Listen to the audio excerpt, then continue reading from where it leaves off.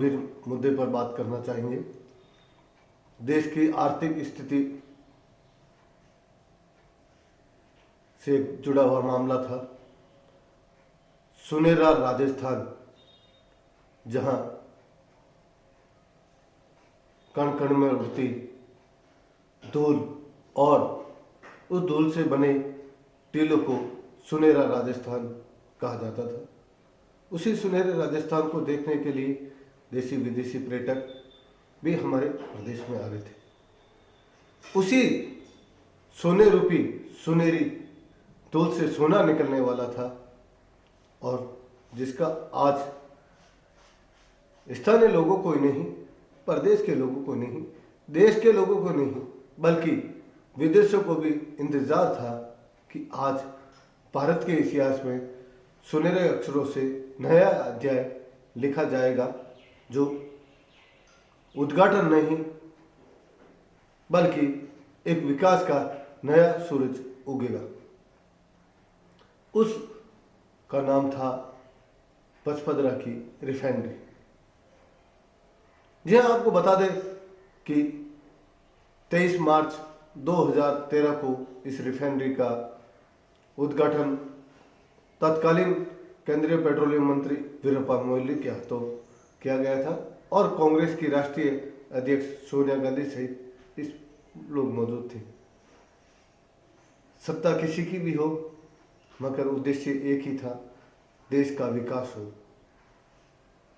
समय बदला, सरकारें बदली और कामकाज भी बदला। आखिरकार लंबे इंतजार के बाद, आप मान सकते हैं करीबन 13 साल का समय बीत चुका है और 13 साल के लंबे इंतजार के बाद इस रिफाइनरी का उद्घाटन होने का मौका आया। देश के प्रधानमंत्री नरेंद्र मोदी के हाथों इस नए विकास की इमारत लिखने का दिन था। लोगों में बड़ी उत्सुकता थी। भाजपा से जुड़े लोग अपने वाहनों के साथ पचपदरा पहुंच रहे थे, तो वहीं दूसरे ऐसे लोग भी थे जो प्रधानमंत्री की रैली से सरोकार नहीं रखते थे, मगर वो उस रिफाइनरी को देखना चाह रहे थे कि हमारे देश की विकास की नई इमारत लिखी जा रही थी। उम्मीद तो उन लोगों को थी जो पचपदरा रिफाइनरी के आसपास बसे हुए थे। उनको उम्मीद जगी थी कि रिफाइनरी का उद्घाटन होगा तो हमारे लिए नए विकास के रास्ते खुलेंगे। छोटा मोटा चाय का कारोबार से लेकर परचूनी की दुकान चलाने वाला या अन्य काम करने वाले व्यक्तियों को भी उम्मीद जगी थी कि इस रिफाइनरी का उद्घाटन होने से हमारे क्षेत्र में आवागमन की संख्या में बढ़ोतरी होगी। लोग रिफाइनरी को देखने के साथ ही या व्यावसायिक दृष्टिकोण से भी आएंगे। किसानों को भी उम्मीद थी और कई प्रतिष्ठानों को उम्मीद थी, मगर लोगों को ये जानकारी नहीं थी और आभास भी नहीं था कि ठीक एक दिन पहले जो रिफाइनरी में धुआं उठा, वो किसी को पता नहीं था कि ऐसा भी हो सकता है। वो एक उठने वाला काला धुआं नहीं था, बल्कि हमारे देश के विकास के लिए हो रहे काम पर एक काली छाया मंडरा गई। अब ये देखना होगा कि ये मंडराई गई काली छाया कब दूर होगी और कब ये पुनः रिफाइनरी शुरू हो पाएगी। मगर जब तक के लिए इस काला छाया जो आया है, उसे हमारे देश की आर्थिक स्थिति और विकास पर जो प्रभाव पड़ा है वो किसी से छुपा नहीं है। अगर हमारे देश में ये रिफाइनरी का आज सुनहरा जो दिन था, सुनहरा सूरज जो आज उगा है, उसके दिन ये देश का उद्घाटन होता तो शायद राजस्थान को नहीं बल्कि पूरे भारत को इसका बहुत ही बड़ा एक व्यावसायिक लाभ मिलता, विकास को गति मिलती और हर व्यक्ति की उम्मीदों पर सितारे उगते।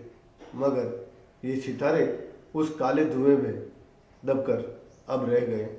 अब सबको उम्मीद है कि अब कितना समय लगेगा इसे पूर्ण संचालित होने में। यह कहा जाए कि विपक्ष, सरकार, केंद्र सरकार ये सब बातें करेंगे, जांच करेंगे, वो करेंगे। ये एक राजनीतिक पहलू हो सकता है, ये उनका विचार हो सकता है। सत्ताधारी का अपना पक्ष रहेगा, विपक्ष का अपना कर्तव्य है, मगर जो काले साया लगा है उस काले साये की किसी को उम्मीद नहीं थी कि 13 साल बाद हमारे देश को जिस तरह से उद्घाटन से नहीं बल्कि उसके उत्पादन से जो फायदा होना था उस पर काला साया लग चुका है। अब ये काला साया उत्पादन और उत्पादन से होने वाले उत्थान पर हो गया है, क्योंकि उत्पादन होता तो हमारा उत्थान जरूर होता और उसमें स्थानीय लोगों से लेकर हजारों ऐसे परिवार थे जो जिन्हें उम्मीद थी कि इस उत्पादन के शुरू होने से हमारा उत्थान होगा, हमारा विकास होगा, चाहे वो स्थानीय दुकानदार हो, चाहे वहाँ मजदूरी करने की लालसा रखने वाला मजदूर हो, और चाहे जो उत्पाद बन रहे हैं उस उत्पाद की दृष्टि से जो विकास की गति, प्रदेश की गति, देश के आर्थिक बजट में जो मुनाफा होना था उससे कहीं ना कहीं जो काला साया लगा है, अब सभी की चिंता उसी पर है। और जो आर्थिक विश्लेषक हैं उनका ये मानना है कि अब इसे राजनीति की दृष्टि से नहीं देखकर इसको उत्पादन की दृष्टि से देखना चाहिए और सभी को मिलकर इसको फिर से सुचारू करने पर कम से कम समय लगे, उस पर अध्ययन और काम करने की आवश्यकता है ताकि देश के विकास में चार चांद लग सके।